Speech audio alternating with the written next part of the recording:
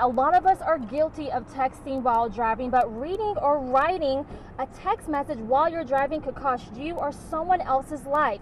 Now, the state representative Tom Craddock says that he is trying to get this bill passed, and he's been trying to get it passed since 2011. With the swipe of your card and the push of a button, in the blink of an eye, your identity could be stolen. Now, some of these dogs were actually rescued by this welfare group. They were abandoned and neglected by their owners. Some of them were even chained to a car or to a house or to a tree. And one Texas lawmaker is fighting to put an end to that. He proposed a bill that could make it illegal for you to chain your dog outside. Now, that bill still has to receive a final vote in the House before it can move to the Senate. The bill was actually in the Senate back in 2013 and 2015, but it died. Always use cash or a credit card instead of your debit card, and make sure the card reader hasn't been tampered with. We're battling the snow right now in the cold wind because Master Key Ministries is out here giving out fresh produce to families in need. This is the first day that they're actually doing it. They're starting it on Fridays. Hello? Police say it's one of the oldest scams in the book. They were calling on behalf of the IRS and telling me that I needed to call them back ASAP because apparently I owed money to the IRS. And in the past 24 hours, Deborah Miranda says she's been the target of 2 IRS phone scams. I had received this call last year and knew that it was already a scam. Last year, Miranda tells us she made the mistake of giving the caller her name. And then it went into telling me that I owed money to the IRS, which I knew I didn't. And then they wanted a credit card number, and that's when I hung up. A con game that surges close to the tax deadline. In the last few months, we've had an increase on calls from people that are saying that they were contacted by somebody saying they were the IRS and were wanting information and so forth and money out of them. Something real IRS agents would never do.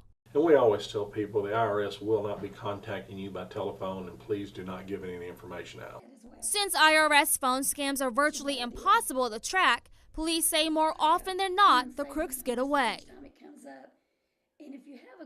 Pulling out your debit card at the gas pump is a normal habit, but you might want to think twice before you swipe. Yeah, mine was stolen. A week ago, Frank Brunson says his credit card information was snatched after he bought gas using a company card at the Valero gas station in Howe. I was upset because when my vice president notified me that my card had been compromised, I said, like, how did it happen? Howe police say they were alerted 2 gas pumps at Valero had credit card skimming devices equipped with Bluetooth technology. I would like to know what it looked like so I know every time I get gas, now I'm looking to check it out before I put it in one of the tanks anywhere, Police say the person who installed them will be able to steal your credit card information from any location. It's a little scary. I guess it could probably happen anywhere, but you don't think about it happening this close to home and in this small of a community.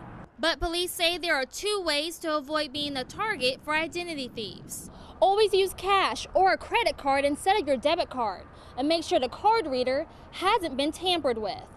Brunson says next time he'll take another look before he pumps gas.